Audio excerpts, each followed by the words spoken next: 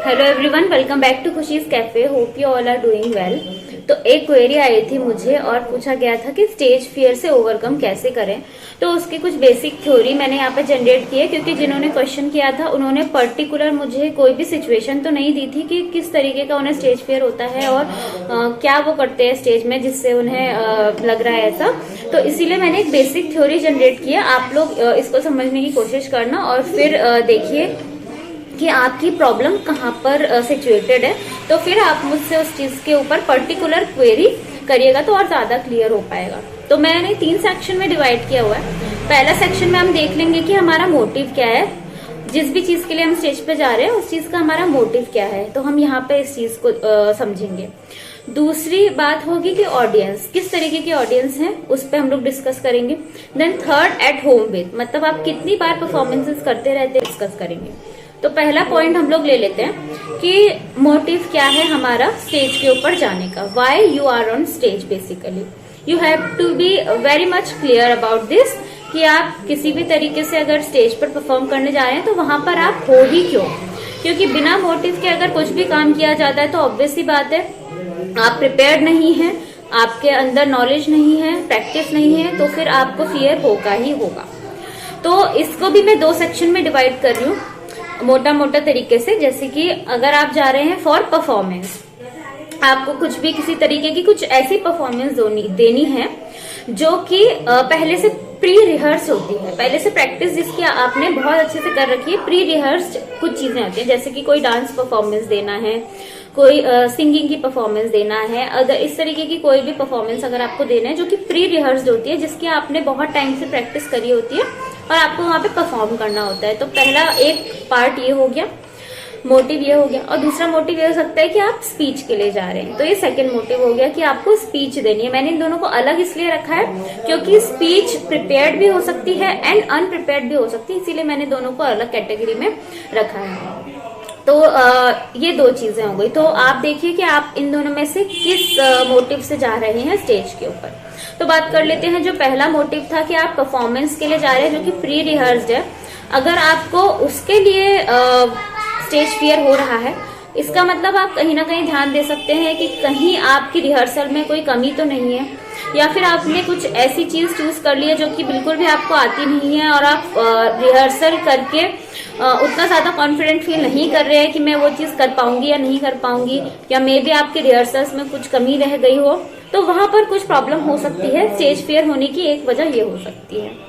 दूसरी चीज है कि अगर आप वहां पर स्पीच के लिए जा रहे हैं या फिर कोई भी डिस्कशन वगैरह है, लाइव डिबेट वगैरह उसके लिए जा रहे हैं, तो आपको हो सकता है कि टॉपिक की नॉलेज ना हो और उसके बारे में कुछ भी आइडिया ना हो, कुछ भी पहले से इंफॉर्मेशन ना हो, तो इसीलिए आपको वहां पर फियर हो सकता है। ऐसी जगह आप पार्टिसिपेट करें जहां पर आपको डिफाइंड हो पहले से कि टॉपिक वगैरह क्या है, तो वो आप प्रिपेयर करके अच्छे से जाएं, तो थोड़ा सा इस चीज में आपको हेल्प मिल सकती है स्टेज फियर को ओवरकम करने के लिए। तो पहली चीज मोटिव डिस्कस हमने कर लिया।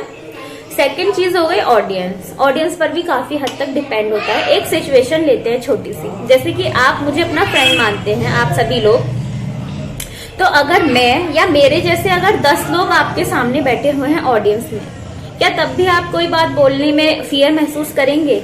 स्टेज फियर आपको क्या महसूस होगा? अच्छे से सोचिएगा बिल्कुल रुक करके कि मैं हूं और मेरे जैसे ही 10 लोग और हैं जो कि आपके सामने बैठे हैं और आपको परफॉर्म करना है, कुछ भी परफॉर्म करना है या कुछ बात अपनी कहनी है, स्पीच देनी है या कुछ भी, तो क्या तब भी आपको फियर होगा? तो ये स्टेज फियर काफी हद तक ऑडियंस पर भी डिपेंड करता है कि आपकी ऑडियंस किस तरीके की है।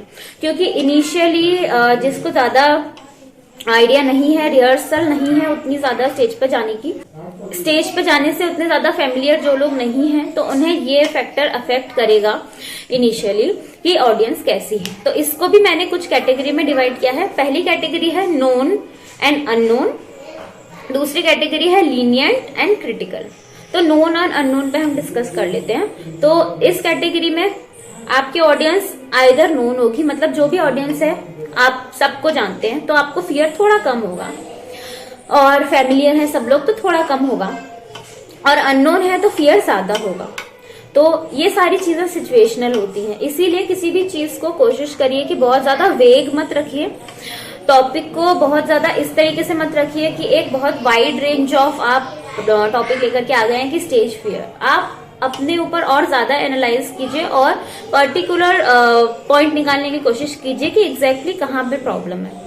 ठीक है, तो ऑडियंस की बात करें तो नोन अगर ऑडियंस है तो आपको उतना ज्यादा स्टेज फियर इस जगह पर नहीं होगा, एंड अननोन है तो आपको ज्यादा हो सकता है, या फिर कई लोगों के लिए उल्टा हो सकता है कि वो लोग अननोन लोगों के सामने ज्यादा परफॉर्म अच्छे से कर लेते हैं एंड नोन लोगों के सामने उन्हें ज्यादा डर लगता है, क्योंकि हो सकता है नोन लोग थोड़ा सा कुछ बोले या इस चीज की उन्हें डर पहले से हो, तो वो एक फियर क्रिएट कर देता है वहां पर। तो ये अपने अपने पर्टिकुलर आप लोग देख सकते हैं कि आपको क्या प्रॉब्लम हो। तो दूसरा पॉइंट ऑडियंस के अंदर हम डिस्कस कर रहे हैं कि लीनियंट एंड क्रिटिकल। हो सकता है कि कुछ ऑडियंस ऐसी हो जो कि लीनियंट हो, जहां पर कि आप बहुत अच्छा परफॉर्म करें या ना करें किसी को उससे कोई फर्क नहीं पड़ता, तो ऐसी कैटेगरी ऑडियंस की हम लीनियंट में डाल रहे हैं। एंड क्रिटिकल वो जहां पे हो सकता है कि आप किसी शो में पार्टिसिपेट कर रहे हो या कहीं पे आपने पार्टिसिपेट किया जहां पे आपका परफॉर्मेंस मैटर करता है, क्योंकि शायद आपको वहां पे कुछ मार्क्स मिलेंगे या प्राइज मिलेगा, उस तरीके से मैटर कर रहा है। तो ऑब्वियस सी बात है जहां पे प्रेशर होगा वहां पे आपको थोड़ा फियर आएगा, और जहां पे लीनियंसी होगी ऑडियंस की वहां पे आपको प्रेशर उतना ज्यादा फील नहीं होगा, स्टेज फियर बहुत ज्यादा फील नहीं होगा। तो थर्ड एंड लास्ट पॉइंट हम लोग डिस्कस कर लेते हैं कि एट होम विद। इसका मतलब क्या है कि स्टेज पे अगर आप बिल्कुल नोवाइस हैं, आप पहली बार जा रहे हैं, तो ऑब्वियसली बात है बहुत सारे फैक्टर्स एक साथ काम करेंगे और आपको स्टेज फियर महसूस होगा। सारे फैक्टर्स एक साथ काम करेंगे, तो जितने भी फैक्टर्स मैंने बताए हैं आप पर्टिकुलर उन पर टिक लगाइए कि आपको उसमें से किस पे प्रॉब्लम आ रही है, क्योंकि हम जब पर्टिकुलरली किसी पॉइंट पर टिक लगाएंगे तभी हम उस पर वर्क भी कर पाएंगे सिंगल वे में। क्योंकि अगर हम चीजों को वेग रखेंगे तो हमें पता ही नहीं चलेगा कि हम वर्क कहाँ से करना शुरू करें। तो इसीलिए अगर आपको अपना अंदर का वीक पॉइंट पता चल ही नहीं पा रहा बिल्कुल, हालांकि अगर इन पर्सन आप लोग जो भी इस बारे में डिस्कस करें मुझसे, तो मैं आपको पर्टिकुलर आपके साथ में डिस्कस करके बता सकती हूँ कि आपको यहाँ पे प्रॉब्लम आ रही है। लेकिन अगर आप खुद ये काम अपने साथ करना चाहते हैं तो आप सबसे पहले तो शुरुआत यहाँ से कीजिए कि आप ज्यादा से ज्यादा पार्टिसिपेट करिए, ज्यादा से ज्यादा अपने लिए मौके ढूंढिए, मौके रखिए कि आप स्टेज पर जाएं।